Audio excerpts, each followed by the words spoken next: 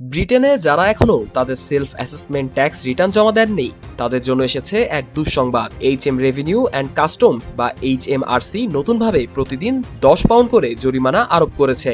31 জানুয়ারি ছিল self assessment return জমা দেওয়ার শেষ তারিখ, কিন্তু এখনো লাখ লাখ মানুষ তাদের রিটার্ন জমা দেননি। দেরিতে রিটার্ন জমা দিলে এখন গুনতে হবে প্রতিদিন অতিরিক্ত 10 পাউন্ড জরিমানা। চলবে টানা 90 দিন পর্যন্ত, অর্থাৎ সর্বোচ্চ জরিমানা দাঁড়াতে পারে 900 পাউন্ড। পাশাপাশি বকেয়া ট্যাক্সের ওপর আরোপ করা হবে 8.5% হারে সুদ। 3 মাসের মধ্যে রিটার্ন জমা না দিলে আরোপ হবে অতিরিক্ত জরিমানা, যা বকেয়া ট্যাক্সের 5% অথবা 300 পাউন্ড।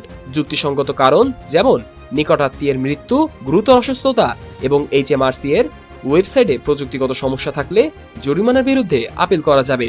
যারা সেলফ অ্যাসেসমেন্টের জন্য রেজিস্টার্ড তাদের রিটার্ন জমা দেওয়া বাধ্যতামূলক যদি কোনো ট্যাক্স দিতে না হয়।